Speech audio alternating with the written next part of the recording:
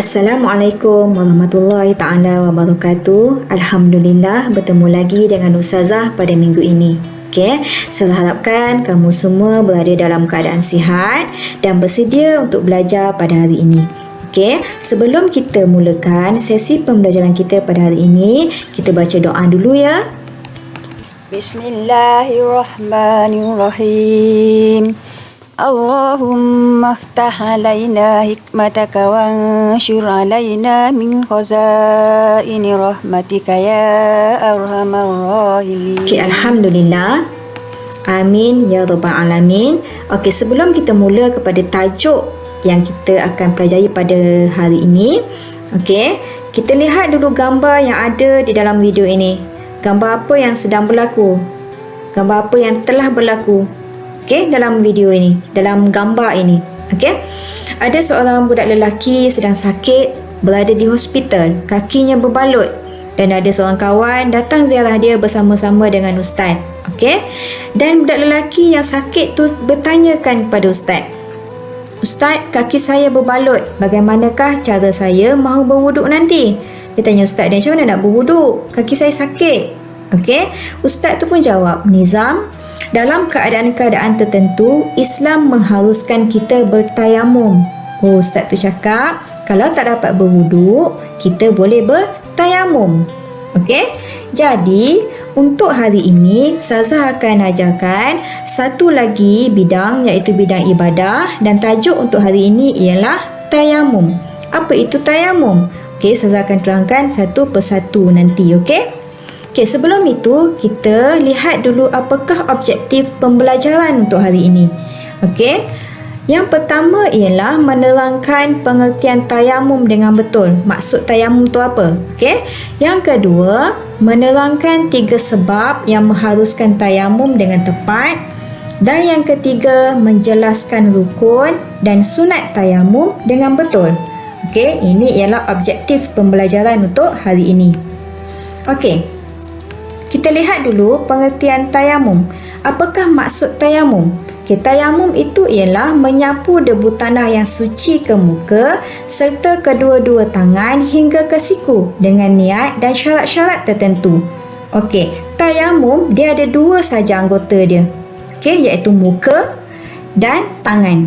2 saja anggota tayamum, iaitu muka dan juga tangan. Jadi menyapu debu tanah yang suci ke muka serta menyapu debu tanah yang suci kedua-dua tangan hingga ke siku. Okey? Okey. Seterusnya kita lihat apakah dalil bagi tayamum. Okey? Di dalam Al-Quran, dalam surah Al-Maidah ayat yang ke-6, Allah telah berfirman, A'udzubillahi minasyaitonirrajim. Bismillahirrahmanirrahim. Falam tajidu ma'an fatayammamu sa'idan tayyibah. Okey, maksudnya sedangkan kamu tidak memperoleh air, maka hendaklah kamu bertayamum dengan tanah ataupun debu yang bersih. Okey, kita lihat dalam ayat ini ada kalimah fatayammamu. Apakah maksud fatayammamu? Fatayammamu itu maksud dia kamu bertayamum. Okey, dalil tayamum dah ada. Perkataan kalimah atau tayamum. Okey, tayamum dengan apa? Dengan tanah yang bersih, yang suci. Okey, ini merupakan dalil bagi tayamum. Okey, kita lihat pula rukun tayamum. Okey, satu persatu apakah dia rukun bagi tayamum? Okey, yang pertama berniat. Macam mana niat dia? Nawaitu tayammuma listibahati fardis solati lillahi ta'ala. Maksudnya, sahaja aku bertayamum untuk mengharuskan solat kerana Allah Ta'ala. Okey, itu dia niat bagi tayamum. Okey, yang kedua, menyapu debu tanah yang suci ke seluruh muka. Okey, sapu debu tanah tu ke seluruh muka kita. Okey, yang ketiga, menyapu debu tanah yang suci pada kedua-dua belah tangan hingga ke siku. Okey, sapu debu tanah ke tangan. Okey, yang last sekali, rukun tayamum ialah tertib. Apa maksud tertib? Tertib itu ialah mengikut turutan. Okey, dia tak boleh kalau kamu sapu tangan dulu, lepas tu niat. Lepas tu sapu muka, tak boleh. Kamu kena ikut satu persatu mengikut turutan dia yang betul. Niat, sapu muka, sapu tangan dan juga tertib. Okey? Okey, sekarang kita masuk kepada perkara-perkara sunat dalam bertayamum ni. Okey, kalau kita buat perkara sunat ni kita dapat pahala. Okey, yang pertama ialah membaca basmalah. Apa itu basmalah? Basmalah ialah Bismillahirrahmanirrahim. Okey, yang kedua menyapu muka dari atas ke bawah. Kita sapu muka dengan debu tanah yang suci itu dari atas ke bawah muka kita. Okey, yang ketiga menipiskan debu pada tapak tangan. Masa kita tepuk debu tu, okey, kita kena nipiskan debu tu dulu sebelum kita sapu kepada muka ataupun tangan. Yang keempat, merenggangkan jari ketika menepuk debu. Sebelum kita nak tepuk debu tu, kita kena renggangkan dulu jari kita. Okey? Yang kelima, mendahulukan anggota kanan daripada kiri. Mulakan dulu daripada kanan, barulah ke kiri. Okey? Yang keenam, menghadap kiblat.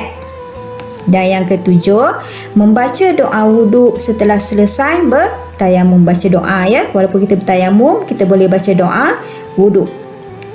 Okey. Okey, sekarang kita masuk kepada sebab-sebab yang mengharuskan kita bertayamum. Okey. Apakah dia sebab dia? Okey.